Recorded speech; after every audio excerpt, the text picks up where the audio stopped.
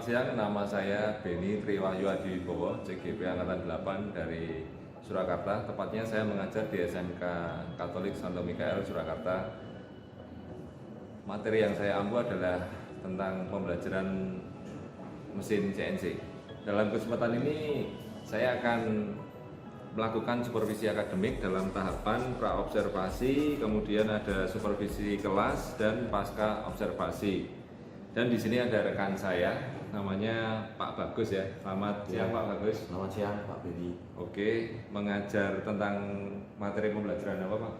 Saya di SMK Katolik Santo Mikael Surakarta mengajar ilmu bahan. Ilmu bahan ya, baik. Oke, hari ini kita akan mengadakan percakapan praobservasi Pak Bagus. Sebelum nantinya saya akan amati jalannya proses pembelajaran yang Anda lakukan di dalam kelas, atau sebelumnya saya akan melakukan proses supervisi. Ini memang diperlukan percakapan tentang praobservasi ini. Adapun tujuan dilakukan supervisi adalah untuk mengetahui dan mengevaluasi jalannya pembelajaran yang Anda lakukan di kelas. Tujuan diadakan percakapan praobservasi adalah untuk persiapan awal sebelum Anda melakukan kegiatan pembelajaran agar lebih siap dan percaya diri, sehingga Anda dapat memberikan pembelajaran yang terbaik untuk murid kita. Ada beberapa pertanyaan yang akan saya ajukan nih Pak Bagus. Apa tujuan pembelajaran yang Anda sampaikan? Ya, untuk tujuan pembelajaran dari mata pelajaran ilmu bahan yang saya sampaikan, yang pertama memang menganalisis jenis-jenis bahan, Ya. baik sifat fisik, sifat kimia, maupun sifat mampu mekanik. Lalu yang kedua, tujuan akhirnya itu memang kaitannya dengan fungsi-fungsi maupun kegunaannya dalam proses manufaktur. Begitu ya Pak? Luar biasa, baik-baik. Kemudian area pengembangan apa yang hendak Anda capai terkait pembelajaran ilmu bahan ini Pak? Saya mengembangkan di ranah pengetahuan dan keterampilan.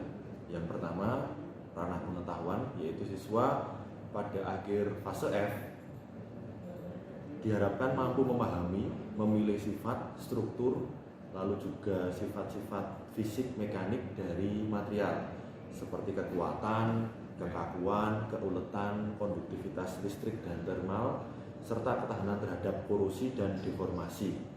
Juga ada penggunaan material dalam konteks konstruksi atau rekayasa teknologi. Lalu yang kedua, di area keterampilan, siswa menulis dan menyampaikan hasil belajarnya dalam bentuk presentasi. Oke. Kemudian kalau kira-kira strategi apa ini yang akan diterapkan dalam pembelajaran itu, misalnya RPP-nya bisa diceritakan sedikit gitu Pak? Ya, baik. Jadi strategi yang saya gunakan adalah pembelajaran berdiferensiasi berdasarkan kesiapan siswa yang diintegrasikan dengan pembelajaran sosial dan emosional. Kemudian saya akan melakukan pembagian kelompok sesuai dengan kemampuan, keterampilan, dan keaktifan siswa. Dan untuk model, kami menggunakan model pembelajaran problem based learning. Nah, terkait dengan RPP, Ya. kami menggunakan metode pembelajaran berdiferensiasi dengan kompetensi sosial emosional problem based learning. Baik. Luar biasa sekali. Semoga nanti pada saat melakukan pembelajaran di kelas bisa lancar ya. Kemudian juga siswa bisa berinteraksi ya dengan model pembelajaran kurikulum Merdeka ini. Kira-kira kapan nih Pak dilaksanakan pembelajaran di kelas untuk metode yang kita bicarakan ini? Akan dilaksanakan di hari Rabu minggu depan, Ya. jam pertama dan jam kedua untuk kelas 12 TP5. Baik. Semoga nanti harapannya lancar. Kemudian sebelum kita akhiri nih pembicaraan kali ini, hal apa saja nih, mungkin di luar konteks ya, hal apa saja yang Anda dapatkan dari percakapan hari ini Pak? Ya, saya merasa lebih dimantapkan Ya. dan mendapatkan gambaran tahapan-tahapan proses persiapan pembelajaran yang baik, sehingga harapannya seperti tadi yang disampaikan Pak Beni, kita bisa memberikan yang terbaik untuk para siswa. Baik, luar biasa sekali. Semoga kita sebagai pakar edukasi dalam artian sebagai tenaga pendidik ini tetap semangat untuk mendampingi edukasi siswa kita, Pak. Oke, sampai bertemu di supervisi kelas, Pak. Ya.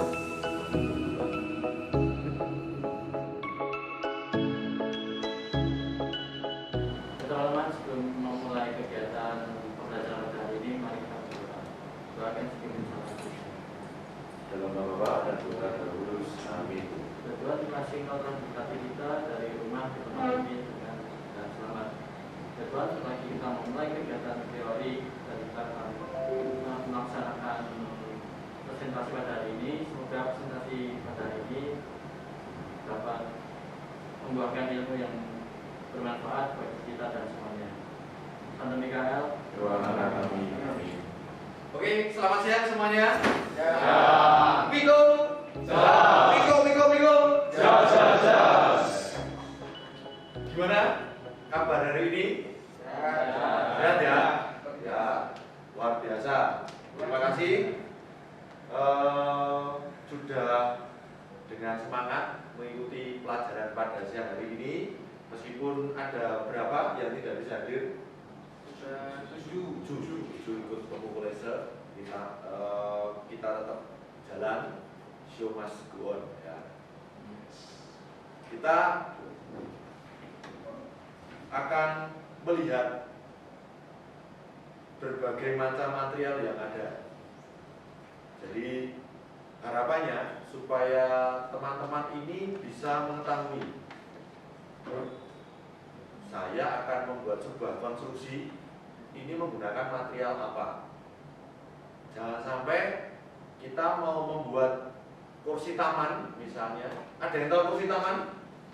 Ya, tahu kursi taman. Tuntutannya misalnya apa kalau kursi taman itu? Kuat, simple, lalu apa lagi? Menarik. Tahan cuaca, menarik. Langsung saya putuskan sebagai engineer yang baik toh. Berarti pakai stainless steel. Itu. Betul apa tidak?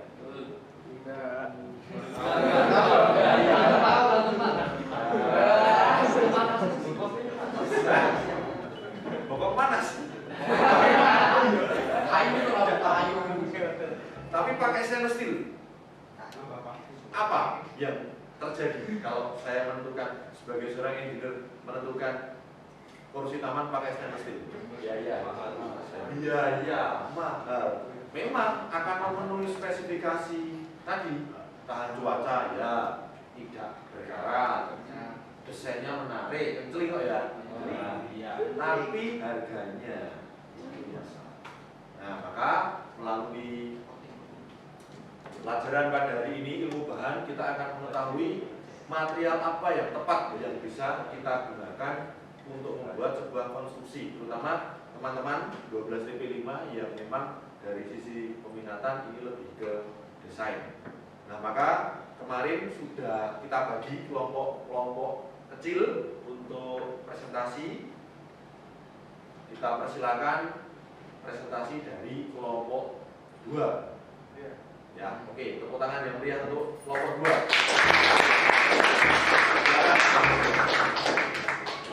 Selamat siang semuanya. Selamat siang. Kami dari kelompok 2 yang hari ini kebetulan jadwal kami untuk presentasi dan ilmu bahan yang akan kami presentasikan adalah Pertama kita akan membahas ilmu bahan itu berisi pengelompokan karakter dan pemilihan bahan. Dan kedua kita akan membahas besi dan baja. Nanti kita akan membahas mulai dari besi, fabrikasi besi kasar dan proses reduksi. sebelumnya kita belum berkenalan nih. Perkenalkan, saya akan Nikolas Angga, absen 13 dan juga Saya Marcelino Budi Fernando, absen 16. ya kami sama-sama dari 12 TP5. Oke. Yang pertama kita akan membahas ilmu bahan. Di ilmu bahan itu ada pengelompokan bahan, kemudian ada karakter material dan juga ada pemilihan bahan. Kemudian kita masuk ke pengelompokan. Di sini pengelompokannya kita bedakan menjadi dua, ada bahan produksi dan bahan pembantu produksi.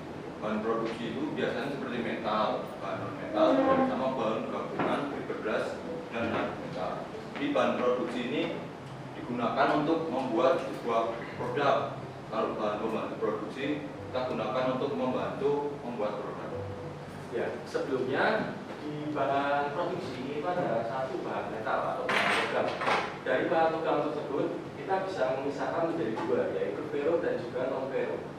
Ferro itu adalah baja atau besi tuang, sedangkan non ferro itu adalah metal berat dan metal ringan. Semisal stainless steel tadi itu termasuk pada bahan ferro. Akan tetapi kalau misalnya non ferro seperti plastik, nilon, terus kemudian ada PVC, terus ada apa lagi? Kayu itu, Ya ada kayu juga. Kayu kan nggak masuk non ferro. ini kan non metal.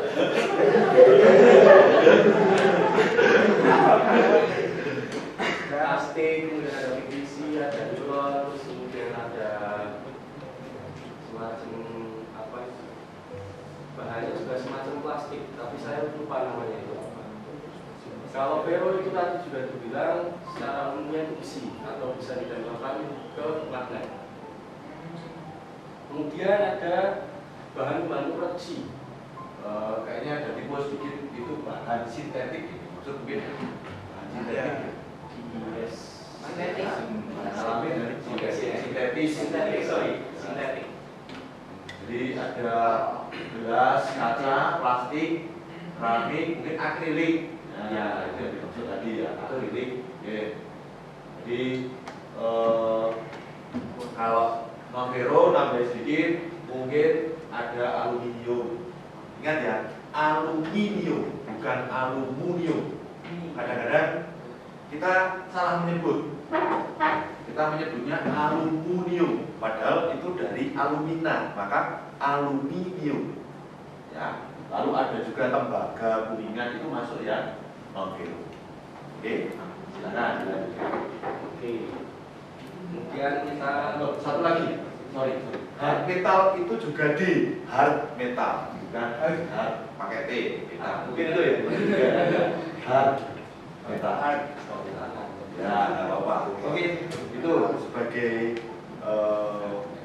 tambahan dan koreksi sedikit. Silakan dilanjutkan. Oke, kita lanjut. Nah, berikutnya karakter fisikal dari bahan produksi dulu. Itu karakter fisikal itu merujuk pada batas kemampuan yang dimiliki oleh bahan produksi tersebut. Jadi seperti dari kekuatannya, patahnya seberapa, atau ditekan, ditekan, berarti maksudnya ke kekerasan. Terus Kemudian kemudian tarik juga dia bakalan putus sampai seberapa. Terus kemudian titik lebur dipanaskan, dia akan lebur misal pada suhu berapa derajat. Terus kemudian melting point.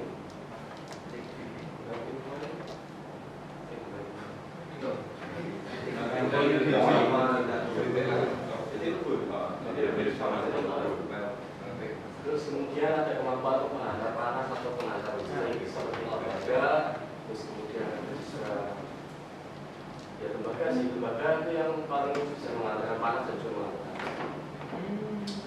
Itu. Terus kemudian kita ke karakter teknologi.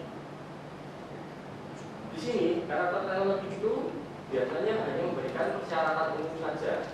Contohnya dapat ditempa dengan baik, terus kemudian tidak dapat dilas ataupun bisa dapat dilas.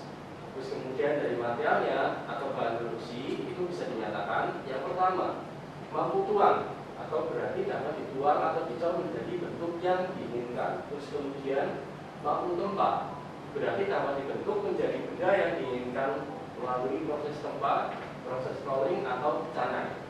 Kemudian mampu las berarti bagian yang satu dapat disambung dengan bagian yang lain atau kedua bagian tersebut berasal dari material yang sama pada keadaan panas. Jadi posisi saat kita ngelas itu materialnya itu dua-duanya itu dalam posisi panas.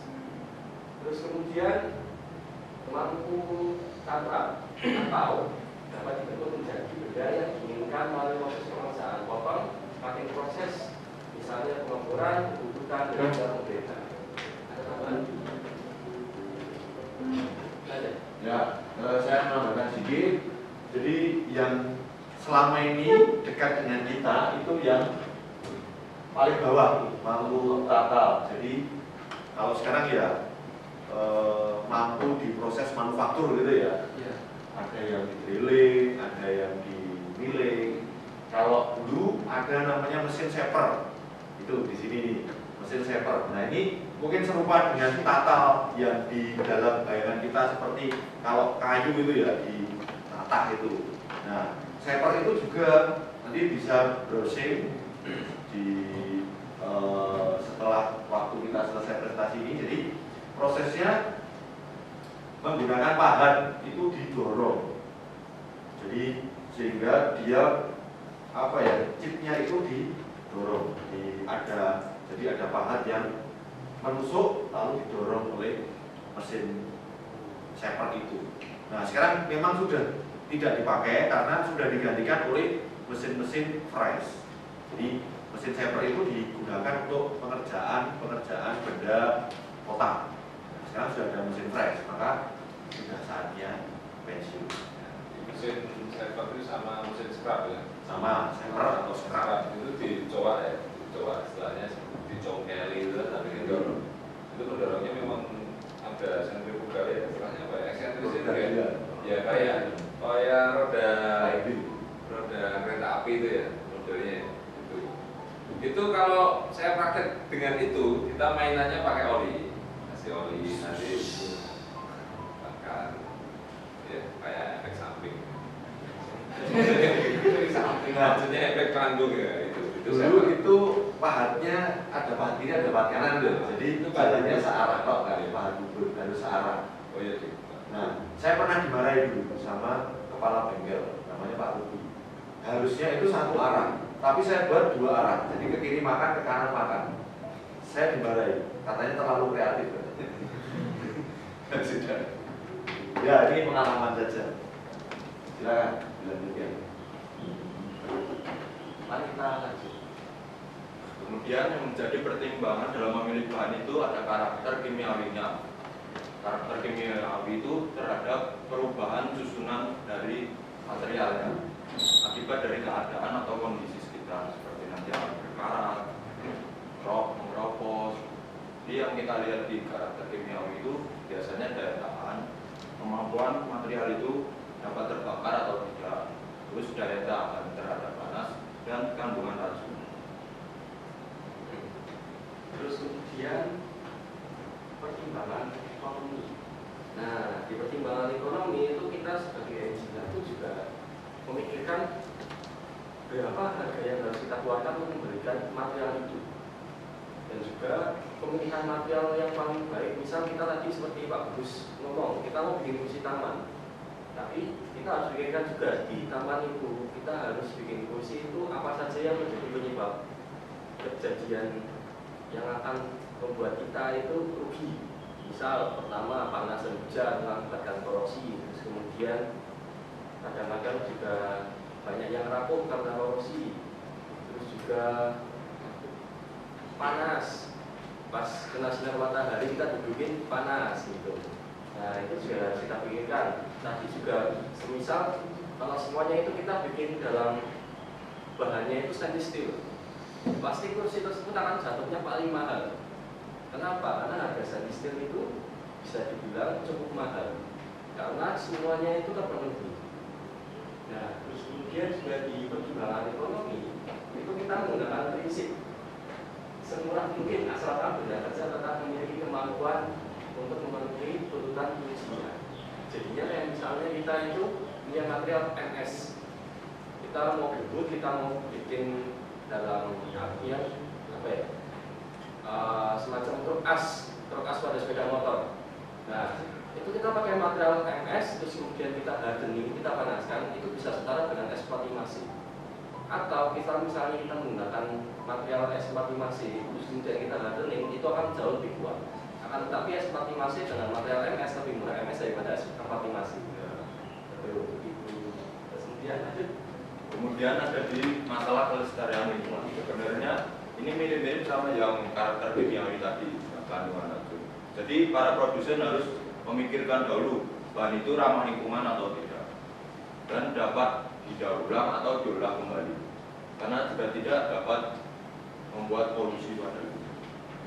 Semacam contohnya kayak material-material rongsok itu yang dibuang, dalam arti kata mereka itu sudah karatan, terus kemudian ya sudah dibiarkan begitu saja, tidak ada proses untuk peleburan ataupun proses untuk digunakan kembali, mereka itu langsung dibuang begitu saja, kan bisa berakibat lingkungan itu tercemar dengan material-material seperti itu. Kayak misalnya anggap aja, misal nih di sebelah ruangan ini itu sebagai pembuangan material, dan material itu nggak ada apa-apain, nggak ada pengangkutan kemana, terus kemudian nggak ada proses peleburan, ya kita hanya memandang material itu sebagai tumpukan rongsok. Jadinya kita juga dalam arti kata lingkungan itu bakalan kelihatan kotor, terus kemudian juga kita beraktivitas kayak yang melihat itu, waduh, semacam nggak enak dilihat gitu loh. Itu jadinya kita pemilihan juga untuk masalah pelestarian lingkungan. Terus kemudian kita lanjut, ada tambahan Pak? Kita lanjut ke bab 2. Bab 2 ada apa aja? Di bab 2 ini kita akan membahas besi dan baja. Pertama kita akan membahas biji besi dahulu, lalu fabrikasi besinya dengan proses reduksi langsung dan pengolahan besi kasar menjadi baja. Ya. Proses pembuatan besi. Besi dan baja merupakan material yang sering kita jumpai. Dalam membuat konstruksi bangunan dan dunia otomotif, besi sangat dibutuhkan. Namun, tahukah Anda bagaimana proses pembuatan besi dan baja? Tapi sebelum melanjutkan video ini, mohon dukungannya untuk subscribe channel kreatif ini agar terus berkembang, like dan komen agar lebih semangat lagi membagikan informasi yang bermanfaat lainnya.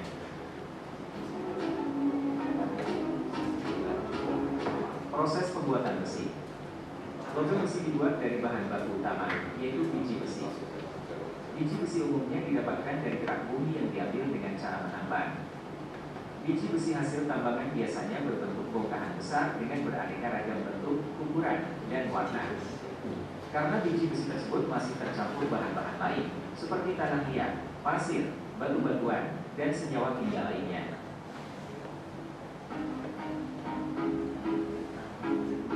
Setelah biji besi dibersihkan dari kotoran seperti material tanah dan bebatuan, tahap selanjutnya biji besi dibersihkan secara menyeluruh atau washing. Proses washing dilakukan untuk menghilangkan senyawa kimia lain. Biji besi dimasukkan ke alat berat rombal strain. Alat rombal strain berfungsi sebagai ayakan berbentuk drum raksasa. Biji besi diputar hingga seluruh bagian bersih dari berbagai kotoran. Setelah biji besi bersih, masuk ke tahap pemecahan atau breaking biji besi. Proses pemecahan ini menggunakan mesin hammer mill hingga biji besi menjadi serbuk halus. Kemudian proses penghancuran dengan bantuan mesin gyratory mill dan penghalusan atau grinding dengan mesin ball mill. Selanjutnya dilakukan pemurnian besi dan dilakukan pencetakan sesuai kebutuhan. Proses pembentukan pellet. Serbuk biji besi dimasukkan ke dalam mesin pan palletizer. Kemudian, biji besi tersebut akan dicampurkan dengan batu bara dan bentonit sebagai perekatnya.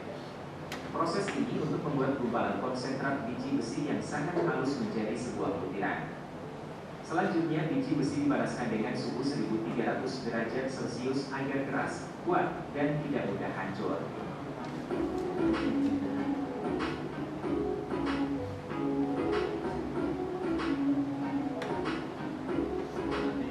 Pellet yang telah keras tersebut dileburkan ke dalam tungku blast furnace dengan suhu 3800 derajat Celcius.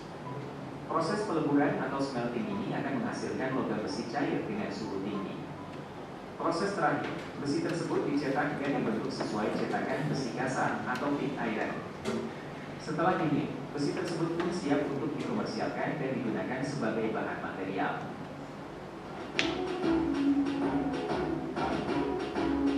Itulah sekilas proses pembuatan besi baja. Semoga video ini bisa menambah wawasan kita semua. Terima kasih atas kunjungannya ke channel kreatif ini. Dukung selalu kemajuan channel kreatif ini agar terus berkembang, sehingga kami lebih semangat lagi membagikan info dan ide kreatif lainnya. Subscribe, like, dan komen bila ada kritik saran.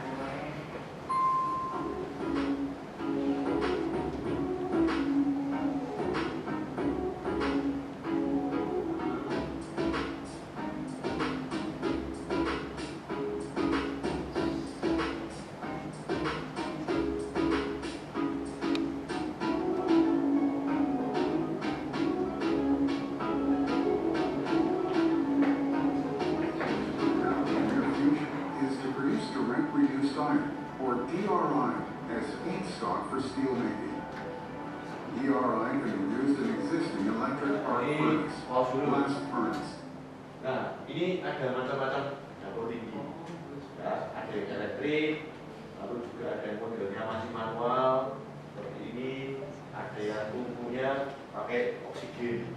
Jadi yang ngeluarin sih labnya Witrex itu, tapi paling tidak ini bisa kasih kita kebijakan. Nah, ini yang berkembang saat ini. Kalau yang di buku itu mungkin sudah berpuluh-puluh tahun yang lalu ya, karena itu buku lama. Tapi gambaran sekarang seperti itu. Yuk, kita lagi. For basic oxygen furnace melt shops, Ini the proses yang Midwest process ditunggu accounts for more than 60% of the world's annual production of DRI and offers key advantages.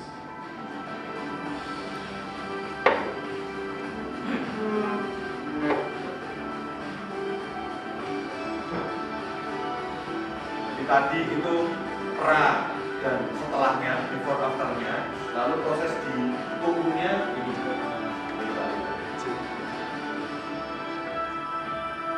Instalasinya kira-kira sebesar ini. Jadi lumayan besar, membutuhkan space untuk yang kapasitas produksi ya, itu kira-kira sebesar ini. The Midwest process Tadi produces yang udah di- oxygen chemically buat, bound to the iron from the iron apa? and high Kecil-kecil tadi. but without melting. This chemical reaction is called reduction and is performed in one step. Thus the term direct reduction. Lalu juga ada The main feature of the pengolahan Midwest untuk process gasnya is the supaya reduction of menghasilkan furnace. panas. Raw Itu ada sendiri materials, instalasinya. the iron oxide pellet, Dan memang ada are Tadi fed into the top of the furnace. maka melengkapi sebenarnya video tadi Using saya gas minta and harus system melengkapi of video. hydrogen and carbon monoxide Nah ini flows disemprotkan upwards ke to the situ. iron ore. Gas panasnya tadi Hot gas disemprotkan. strips the oxygen from the iron ore and converts it to a metallic iron, which is discharged at the bottom of the furnace. The hot syngas can come from many sources. Terus keluarnya jadi tadi Coke-oven gas, bentukan forest gas, or basic a tadi combination of ada yang hydrogen and kotak, ada yang carbon bunder. monoxide, and even pure hydrogen. Oke, udah itu saja. Ini untuk gambaran prosesnya. Silakan dilanjut lagi.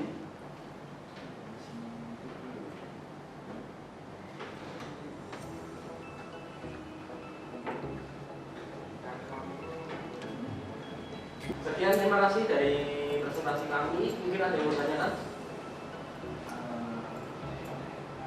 Halo. Ya, Pak Mas. Ya. Sebelumnya perkenalkan saya Megan, saya dari tempat Pak. Di sini boleh ditampilkan slide yang bagian diskusi.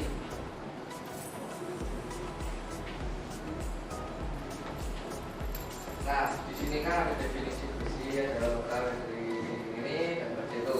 Mungkin Nah, mau panjang ya. Ya, terus aku jadinya kayak pengen tahu dan terus yang dengan Mas tahu itu kesimpulan dari perbedaan besi dan besi itu apa sih?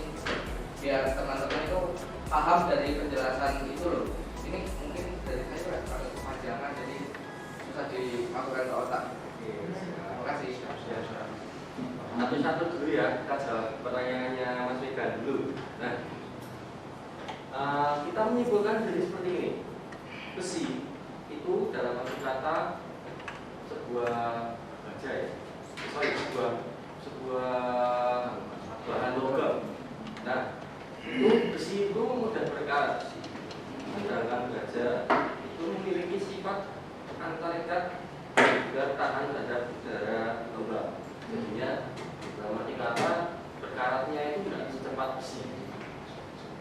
Kemudian besi itu memiliki tingkat elastisitas yang lebih tinggi daripada baja yang cenderung lebih kaku. Kenapa kita menyimpulkan seperti itu? Karena kalau misalnya dalam arti kata logam besi itu kan banyak yang dibuat semacam tekukan-tekukan kayak misalnya pagar teralis. Itu kan ada motifnya bentuknya terus kemudian ada bentuknya semacam spiral juga ada. Nah itu dalam arti kata dia itu mudah ditekuk. Sedangkan kalau misalnya baja itu biasanya itu digunakan untuk membuat pisau. Kenapa? Karena itu HSS dulu Pak, yang biasanya digunakan digunakan buat cutter.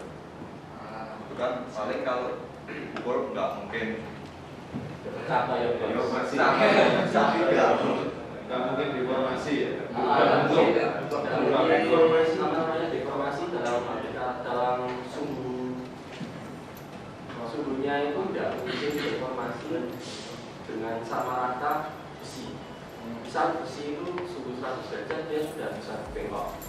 Tapi kalau misalnya gear baja itu harus di atas sumbunya itu 100 derajat ke atas. Itu. Terus daya tarik baja itu memiliki kekuatan 1000 kali lebih lipat daripada besi. Makanya lebih 1000 kali lebih kuat daripada besi. Makanya baja digunakan untuk pembuatan benda-benda yang membutuhkan kekuatan yang sangat-sangat kuat. Misal pisau. Terus kemudian ada juga tadi untuk bahan potong, ASS. Terus kemudian ada lagi drill, angle cutter, terus juga dalam kandungan baja yang agak sedikit di tengah-tengah pacul misalnya ya. Pacul gitu. Kalau misalnya sekali pacul bolong tengahnya ya nggak mungkin. Nah, gitu mas. Oke, terima kasih. Saya menjawab. Ada lagi? Menambahkan. Jadi ini yang memang paling sering kita pakai, yaitu besi dan baja. Nah, dalam baja itu ada besinya. Memang yang paling utama itu adalah Fe. SS tadi yang disebutkan itu adalah salah satu jenis baja. Nah, kebetulan kemarin juga ada tugas resume untuk membuat rangkuman dari katalog material. Nah, itu adalah baja.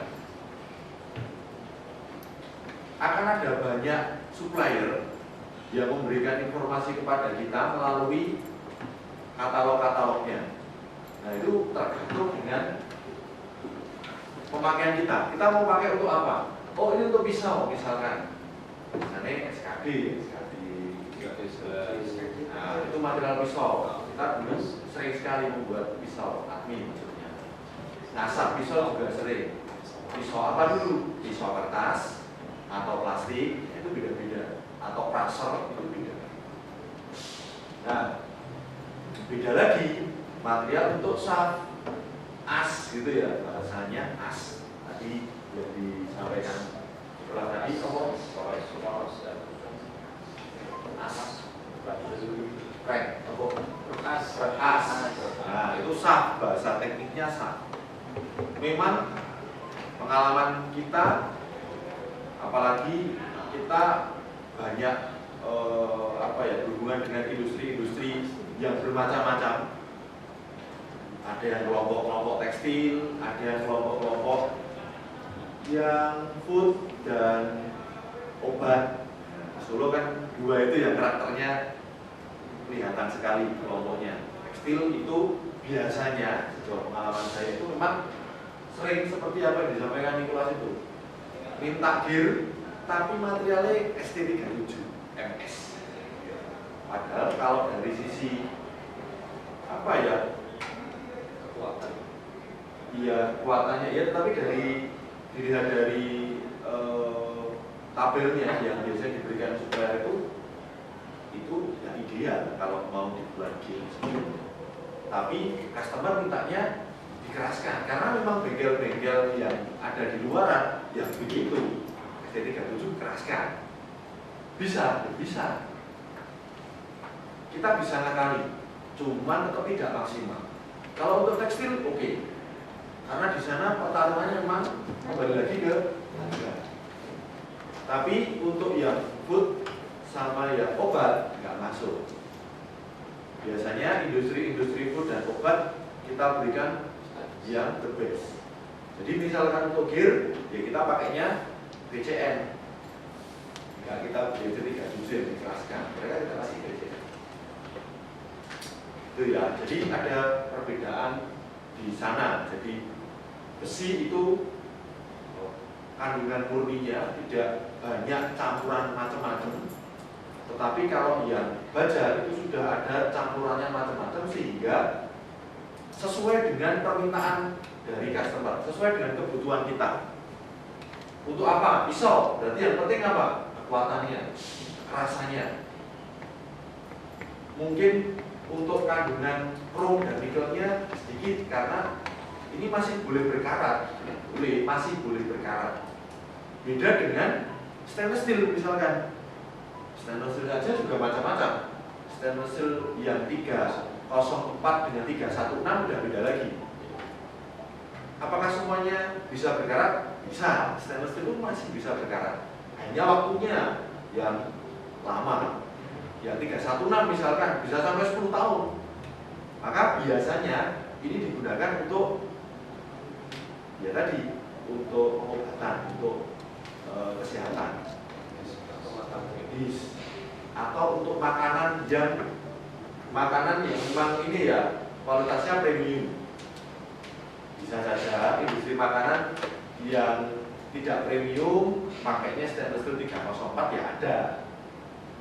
Mungkin teman-teman akan ketemu nanti satu saat di industri kok ini karena atau ini ya jangan disamaratakan dengan industri makanan yang premium. Kita harus bisa melihat situasi ya, bisa melihat situasi. Yang ada di luar sana ya seperti itu. Kalau yang premium mungkin pakai 316. Saya pernah masuk di salah satu perusahaan roti yang sangat terkenal. Kalau saya sebutkan teman-teman pasti tahu. Tapi nggak usah saya sebutkan. Nanti di belakang layar. Nah, dia itu ownernya sangat fanatik dengan mesin Jerman. Maka semua mesinnya itu buatan Jerman. Maka dia pakai lagi. Kualitasnya the best, mesinnya the best.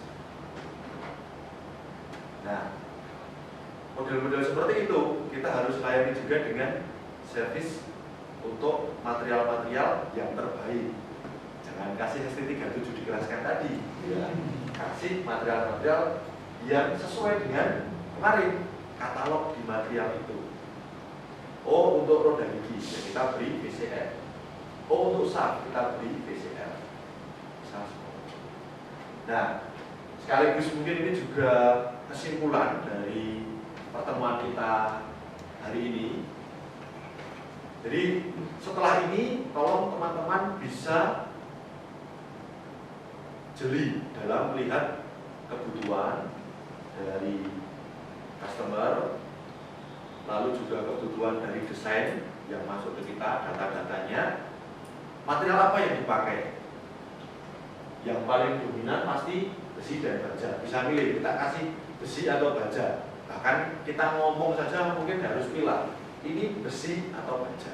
Dulu mungkin secara umum, ini dari apa? Dari besi gitu ya. Tapi sekarang harus hati-hati. Ya, jangan sembarangan. Apakah ini besi atau baja, harus pilih. Lalu yang kedua, tolong kembali ke slide paling awal. Nah, ini. Jadi bahan produksi itu juga harus kita bisa bedakan secara fungsi, kegunaan, itu harus kita bisa bedakan. Yang logam itu bisa dibagi ferro dan non ferro. Yang ferro apa saja, yang non ferro apa saja. Ya, lalu fungsi-fungsinya, kelebihan-kelebihannya. Misalkan aluminium, misalkan kelebihannya apa? Aluminium kelebihannya apa? Bisa ringan, terus tidak berkarat, apalagi ada lagi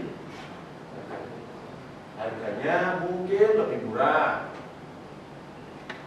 lalu ada lagi proses pemesinan juga lebih mudah ya kan, itu aluminium. Ada lagi aluminium kaitannya dengan panas. Hah? Aluminium itu mudah atau sulit? Nah, aluminium loh Mas. Nah, ayo. Aluminium. Aluminium mudah atau panci? Mudah. Mudah. Panci. Hensing. Nah, jadi fungsi-fungsi. Nah, itu ciri-ciri. Kenapa kok dibuat tipis? Terus aluminium tipis gitu ya. Terus ada lagi misalkan tembaga. Tembaga itu apa kelebihannya? Bantar listrik, terus lagi pengantar panas. Yang paling penting dari tembaga yang kita sering pakai untuk apa? Listrik. Yang kalau manufaktur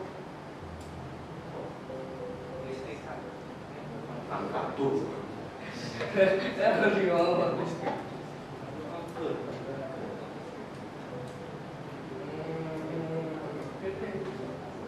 Pernah bongkar konstruksi sak yang lama sebelum ada bearing, pakainya apa?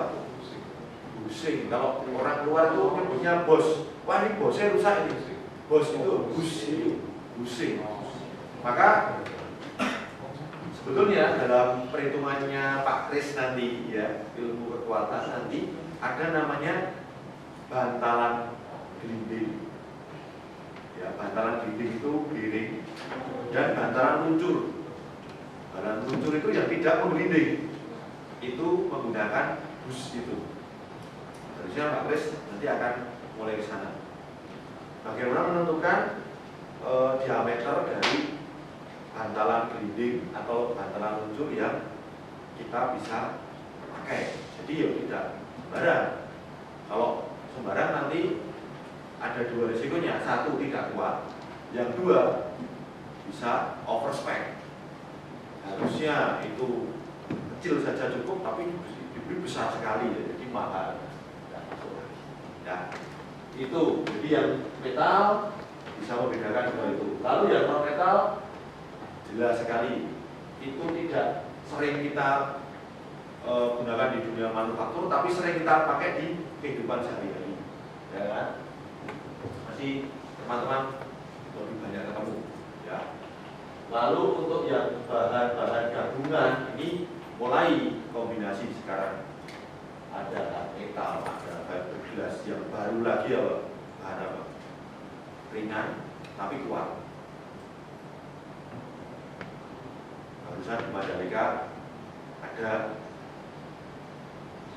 nah, pasti bodinya pakai itu karbon itu ya paling sangat itu sekarang. Ringan tapi kuat. Itu bahan-bahan gabungan. Jadi sudah kombinasi dari bahan-bahan yang punya sepeda karbon. Stiker dong. Ya, tidak apa-apa. Kita pengen punya motor atau sepeda yang bahannya karbon, tapi yang kecil stikernya juga. Oke, gitu. Ada pertanyaan lagi? Belum? Kalau belum, kita akan akhiri pertemuan pada siang hari ini. Kita akan tutup dengan doa penutup. Boleh silakan kembali untuk kelompok 2. Tepuk tangan yang punya untuk kelompok 2.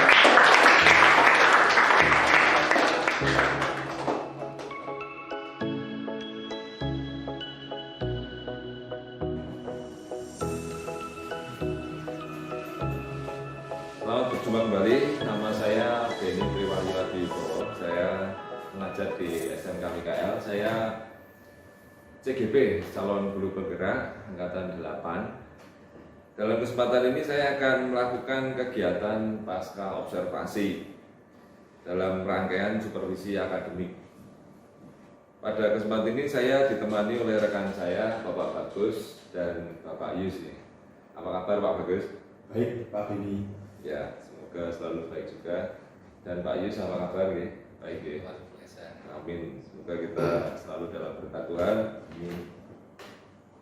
Oke, dalam kegiatan pasca observasi ini, saya akan mengajukan beberapa pertanyaan ini terkait jalannya pembelajaran di kelas kemarin, Pak Bagus, yang telah dilakukan berdinamika di kelas dengan para siswa ya, dengan tujuan untuk mengevaluasi pembelajaran ini. Kita tidak mencari mana yang salah, mana yang benar, cuma kita mencoba untuk mengoptimalkan potensi kita yang ada, Pak.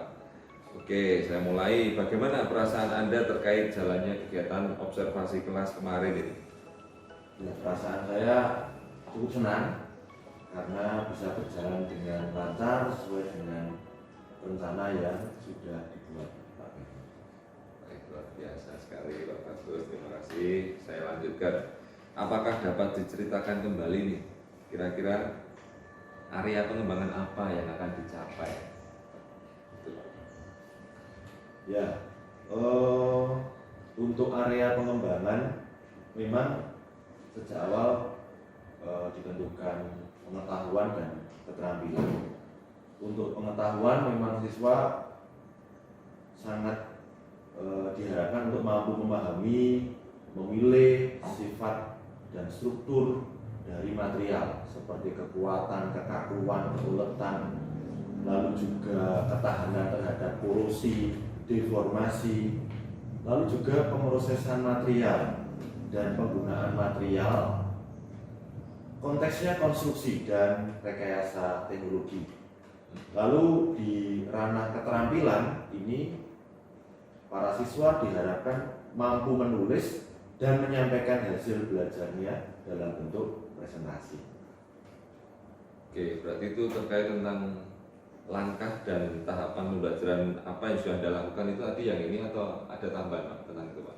Ya, kalau langkah-langkahnya itu memang saya mempersiapkan perangkat-perangkat, lalu juga materi-materi untuk mendukung proses pembelajaran, termasuk sebelum pembelajaran kami juga sudah membentuk kelompok sesuai dengan karakter para siswa. Ya, tadi luar biasa sudah sebelumnya Anda sudah memprediksi ya area pengembangan apa yang akan dicapai. Nah, sekarang pertanyaannya adalah apakah area pengembangan yang Anda rancang itu apakah sudah efektif berhasil terlaksana pada pembelajaran di kelas kemarin, Pak?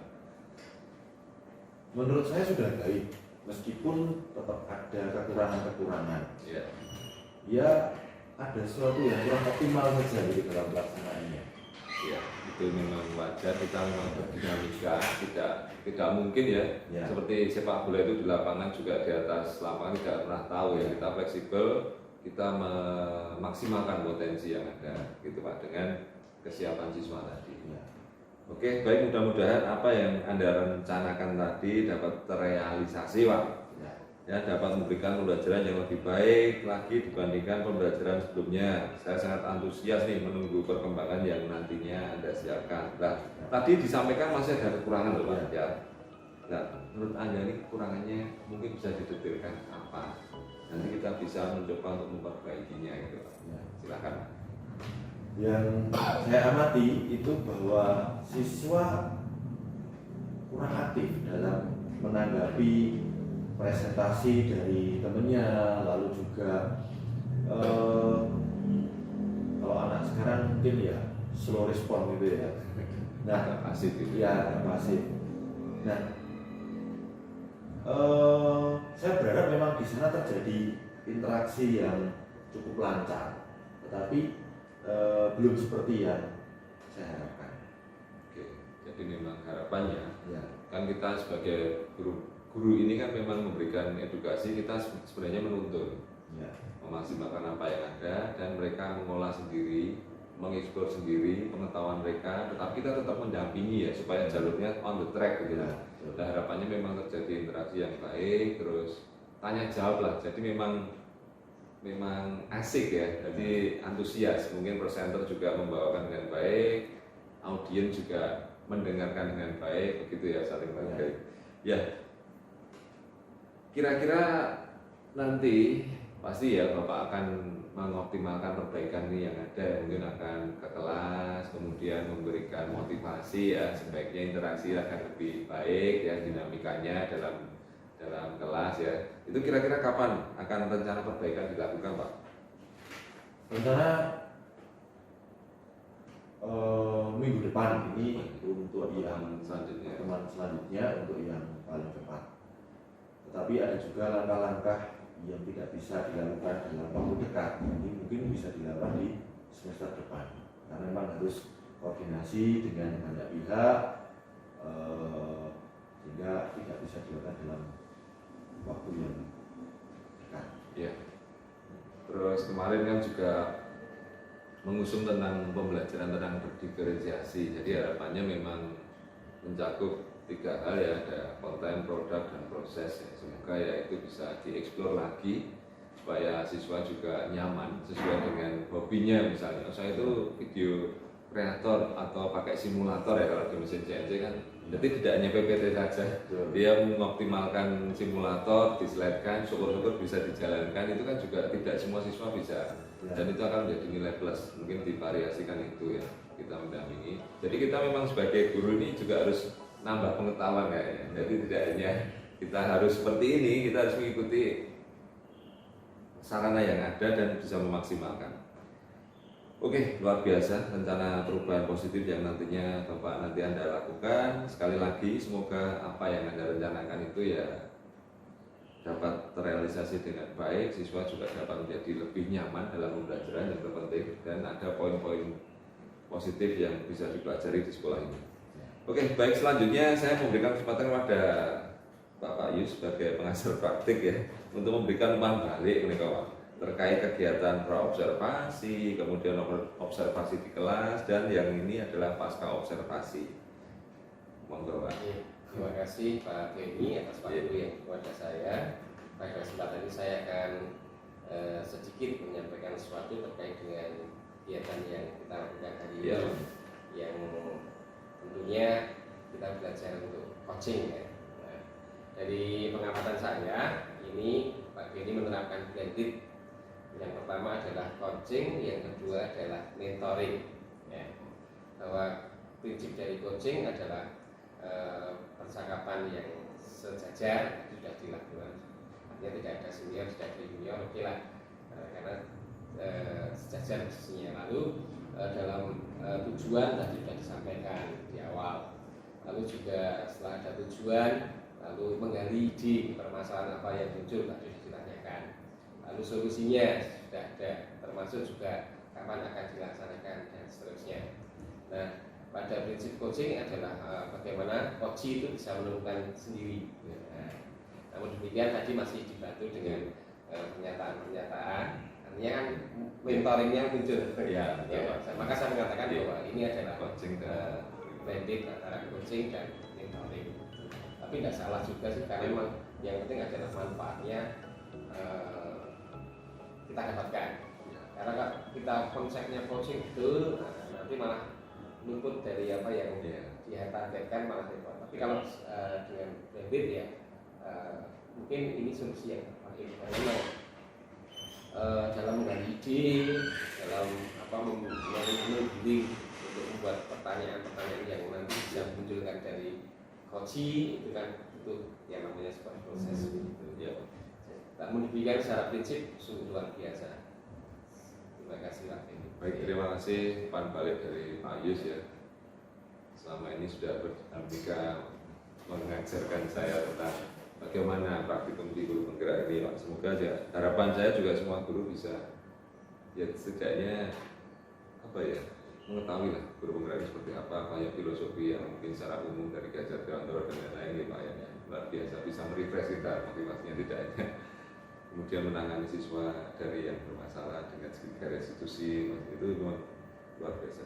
Baik, akhirnya semua rangkaian kegiatan supervisi akademik sudah selesai. Terima kasih kepada Pak Bagus yang dia berkenan sebagai coach dalam arti ini ya.